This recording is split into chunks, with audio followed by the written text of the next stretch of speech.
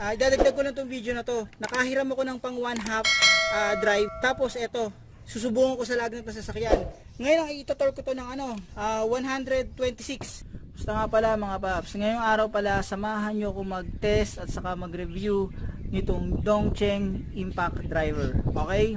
So simulan na natin to mga paps.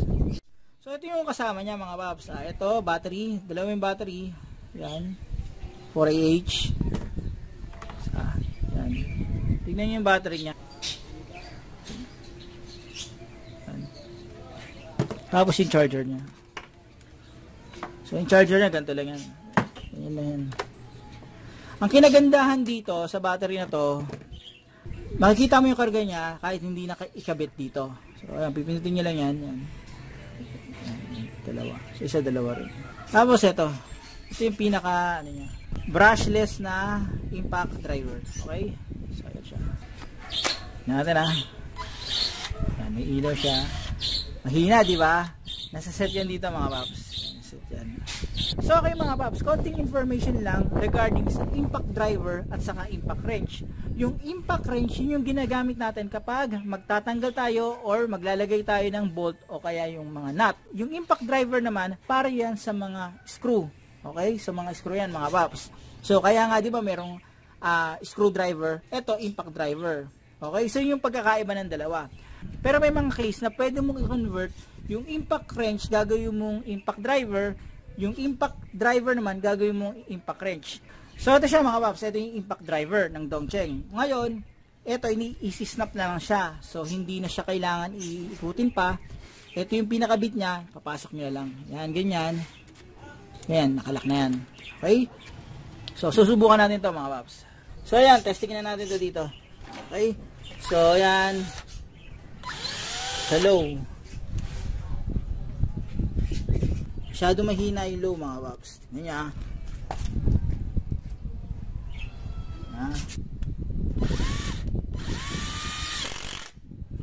Oops. Ako lang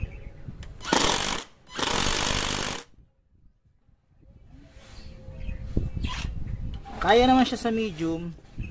Kaso hirap na.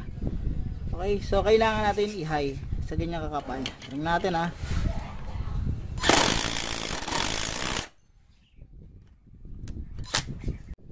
So ayan siya mga paps. So testing lang niya mga paps. Ngayon subukan natin siya sa gatong screw. Yan. Subukan natin yan. Yan. Ito low lang to naka low settings. Para makita nyo low lang yan.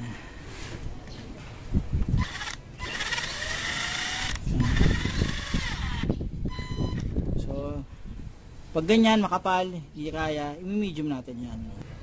So yan, medium natin So ayan siya. Sa sobrang lakas, naputol. Kanya naman diba? So subukan natin to dito mga paps. Ito angle bar yan. So tingnan natin Yan. Ang gamit ko dito yung self-drilling screw. Yan. Tingnan natin kung babuan to mga paps. Yan. Yan. Natin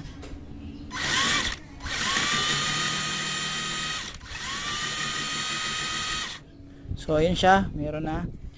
I-high natin siya. Yan. Natin to ayusin ko lang Yan, high. Yan.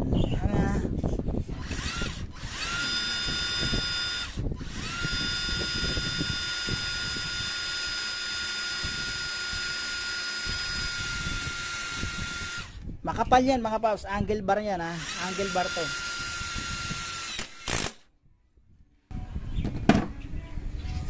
Dadagdag ko lang tong video na to.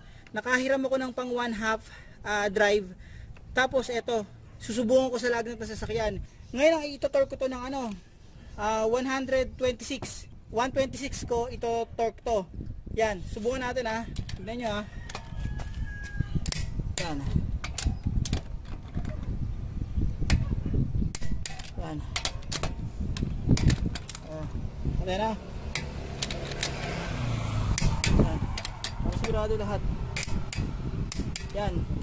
So 126 yan ha. Yan. Sabihin nyo, may daya eh. Yan. So nakahiram ako ng ganito eh. Pang 1/2. Subukan natin. Yan. So yan ha. Yan. So ito, naka-high to. Hinay ko na. Para sigurado. Tingnan natin kung kakayanin ha. Naka-high yan. Yan. Tingnan nyo ha. 126. Ayan. Ano masasabi nyo? Ito pa. Tingnan nyo ha. O yan o. 126 yan mga paps.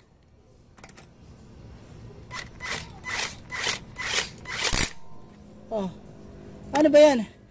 Ito pala, pwede ko nang gamitin tong ano, regular pambaklas. Kailangan ko lang bumili ng ganito. Ito hiniram ko lang kasi to eh. Yan oh. Hiniram ko lang itong pinaka ano niyan, yung connector niya dito, pang 1/2. So pwede na pala to, basta magkaroon lang ako ng matibay na ganito. Kakayanin din yan dun sa may torque drive at saka sa may drive face. Sisiw na lang yan. Kasi ito 126 na sinet ko rito eh. Yan oh. So 126. Ayos yan. Okay? So sulit na investment to. Yan.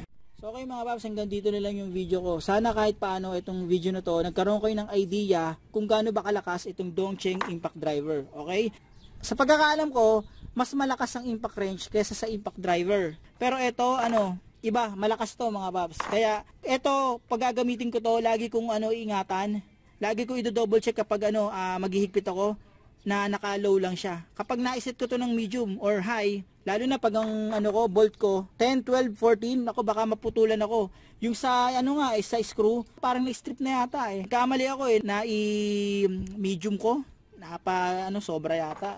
O nga pala, maraming salamat ulit sa Dongcheng sa pagpapadala sa akin. Magagamit to pambaklas na ibang parts sa motor, saka sa kotse rin. Okay? Paano mga paps? Maraming salamat sa inyo.